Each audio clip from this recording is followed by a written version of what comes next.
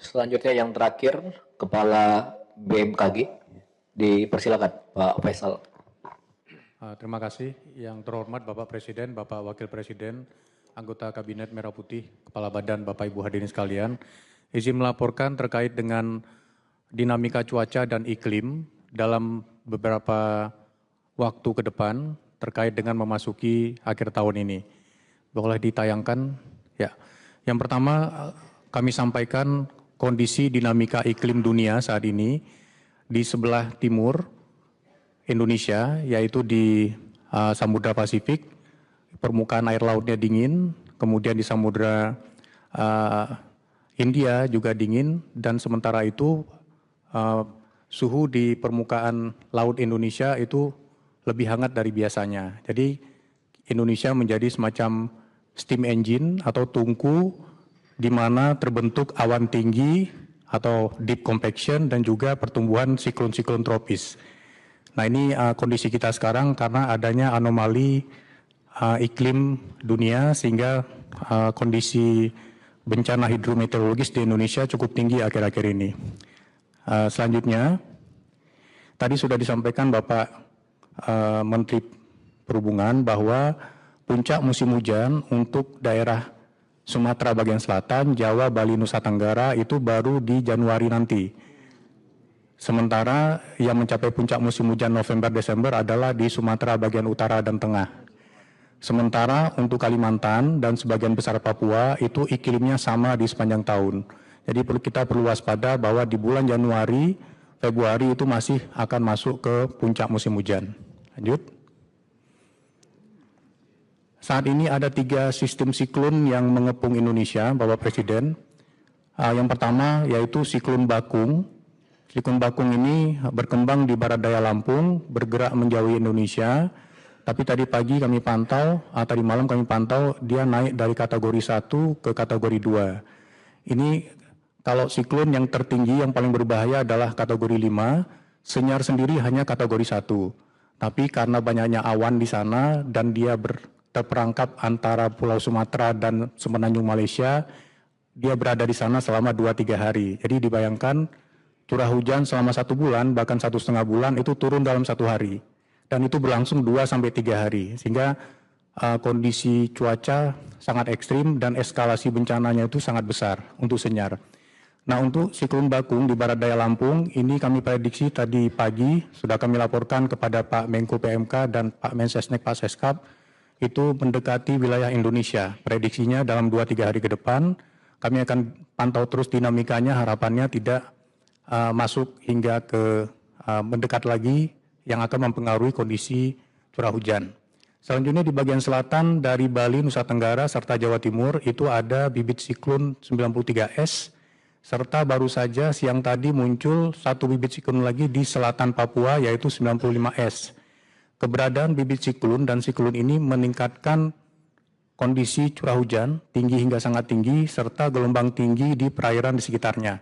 Tapi kami sudah menyampaikan bekerjasama dengan BNPB, BPBD, serta Basarnas serta Kantor SAR untuk masyarakat tetap tenang selama kita dapat memantau kondisi dan selalu bersiap untuk curah hujan tinggi dan gelombang tinggi.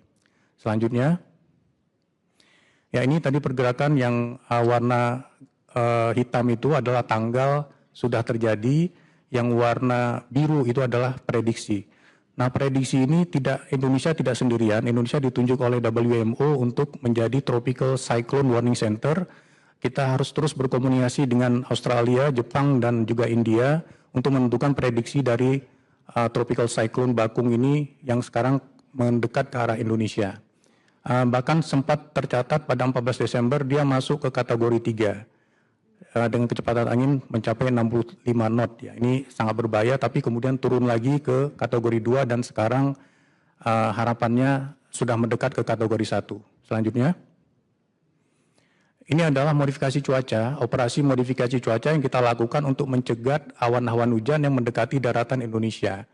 Jadi kalau dia mendekat, nanti awan hujan, awan konvektif itu kita semai dengan bahan semai dari NaCl agar dia jatuh di tempat-tempat seperti di perairan atau di laut atau di tempat-tempat yang tidak berbahaya. Atau kalau sudah sampai misalnya di atas Jakarta, itu kita tebarkan kapur tohor atau CAO agar dia terpecah dan tidak terjadi hujan. Jadi operasi modifikasi cuaca ini bisa untuk menyebabkan terjadi hujan atau mencegah terjadi hujan. Saat ini ada 6 provinsi yang melakukan operasi modifikasi cuaca yang mampu menurunkan curah hujan 20-50% Bapak Presiden. Jadi ini sangat membantu untuk mengendalikan atau memitigasi bencana-bencana hidrometeorologi yang mungkin diakibatkan oleh cuaca ekstrim. Selanjutnya. Ya, ini lokasi yang kita lakukan.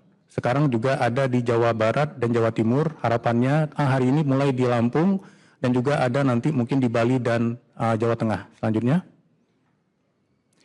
BMKG di bawah koordinasi Kementerian Perhubungan juga membuat platform informasi cuaca untuk transportasi darat, laut, udara. Untuk yang udara seperti kita ketahui banyak pertanyaan tadi ketika saya hadir di sini, apakah penerbangan aman? Itu kalau tidak aman pesawat tidak diizinkan terbang biasanya. Ada meternya. Termasuk kalau gelombang tinggi itu tidak diizinkan berlayar. Jadi BMKG bekerjasama dengan Airnav dan juga dengan Sah Bandar KSOP itu kita menentukan kondisi iklim. Di jalan-jalan utama juga kita membuat perkiraan cuaca, apakah dia di sana berawan, apakah hujan ataukah cerah. Ini di semua jalan-jalan utama juga kita pantau. Sedikit lagi, next. Di samping itu, mohon kita juga tetap menyadari Indonesia adalah daerah zona gempa. Sepanjang tahun ini ada 40.000 lebih gempa yang terjadi, di mana gempa yang dirasakan 917 kali dan yang merusak ada 24 kali. Ini terpantau di UPT BMKG stasiun-stasiun yang tersebar di 191 daerah di Indonesia dengan 10.000 lebih alat utama yang memantau kondisi cuaca dan gempa tsunami. Selanjutnya, ya ini lokasi gempa selama tahun ini saja Bapak Ibu sekalian.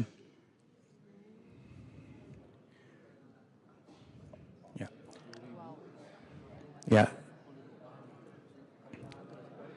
baik bisa dilanjutkan. Tolong diklik yang Pulau Jawa yang besar, diklik videonya. Ini adalah petir Bapak Ibu sekalian. BMKG juga memasang lightning detector di 38 UPT-nya untuk memantau di mana petir terjadi, bagaimana intensitasnya, dan ini hanya dalam waktu 1 minggu ini. Ini bukan 1 bulan, tapi 1 minggu. Ini sebaran petir di Pulau Jawa saja selama 1 minggu dan dalam waktu dekat kita coba mengembangkan impact based forecasting atau IBF, di mana kita bisa memprediksi petir akan terjadi di mana, kapan, akibat dari kondisi cuaca yang ada di sekitarnya. Lanjut. Ya, saya kira cukup demikian Bapak Presiden dan Wakil Presiden. Terima kasih. Jelajahi cara baru mendapatkan informasi. Download Metro TV Extend sekarang.